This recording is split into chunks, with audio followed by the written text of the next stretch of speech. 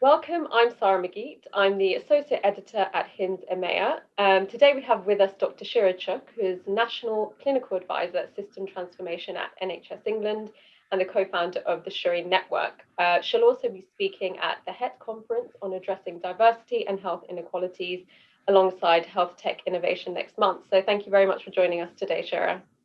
A pleasure, Sarah. Thank you. Looking at the importance of digital literacy within the NHS workforce, in your opinion, what is the best way to meet the rising demand for staff with digital skills? There are two things that we can do in the NHS. We can buy skills in and attract top talent into the NHS from other sectors, or we can look at growing talent from within. And I think we should do both. I don't think it's an either or situation. So we definitely need to attract new talent into the NHS from the private sector and other parts, other fields and industries. But we also need to turn that spotlight into the NHS and look at our workforce and how we can nurture new talent, people who perhaps aren't involved in technology and digital health at the moment, but probably have the skills, the capabilities, and the values that we need to really push the digital transformation agenda forward.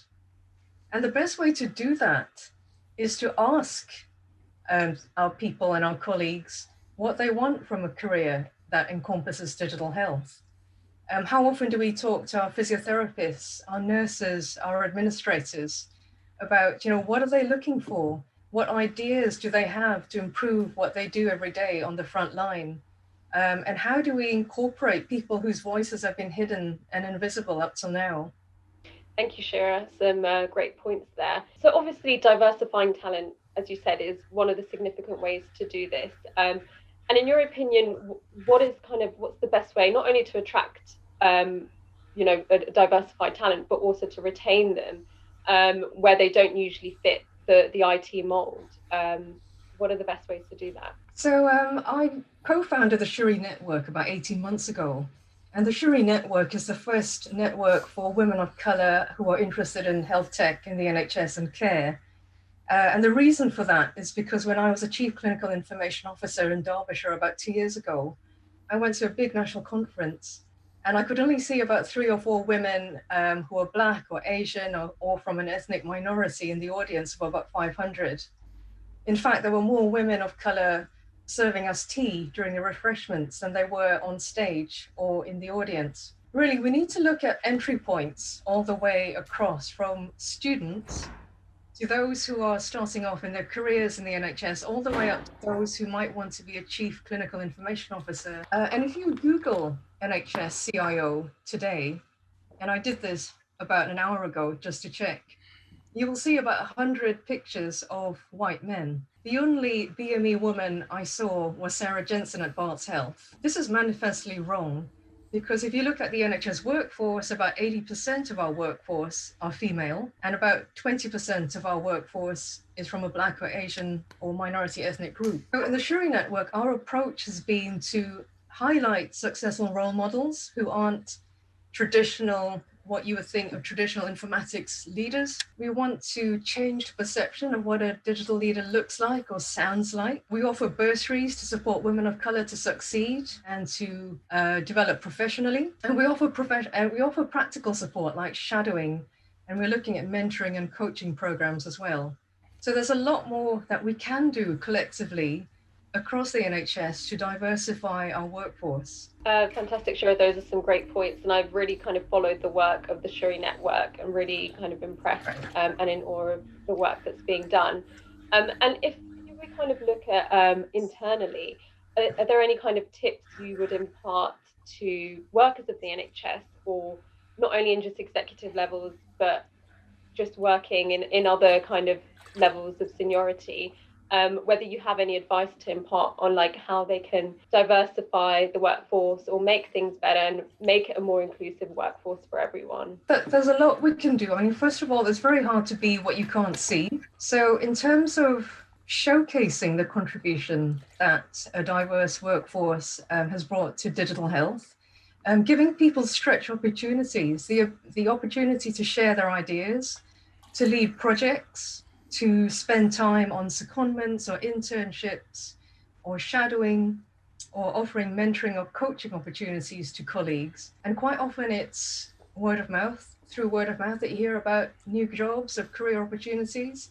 That tap on the shoulder, which is how many jobs get filled, doesn't often happen to BME people. And so we all need to reflect, how are we leveling the playing field? And as we rise, as some of us manage to break through, how are we sending the ladder down to help other people do the same thing?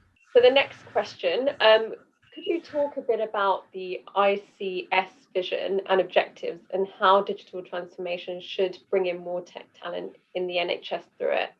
So ICS stands for Integrated Care Systems, and they aim to basically provide more integrated patient-centered care and to reduce and remove the boundaries and the barriers to that. They aren't legal entities at the moment, but there is talk of legislation later this year to help integrated care systems, or ICSs, really transform how we provide care across the health and the social care sector and local government to patients in order to reduce health inequalities and to improve population health outcomes. Now, from my experience as a GP in Tower Hamlets, we really need digital infrastructure to be in place, and we need the right data and information so that we can understand what's happening in our communities and the population that we serve. So increasingly, we're going to need people with the skills and the capabilities and the expertise to interpret data, to analyze it, to build the digital tools that will help clinicians and managers on the front line to do our jobs effectively, to reduce waste, and to reduce health inequalities.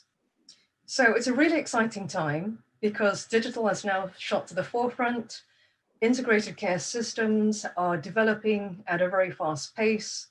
And I think it's a really good opportunity for us to really diversify our workforce, to make sure that everyone comes along on our digital journey, not just certain segments of our workforce.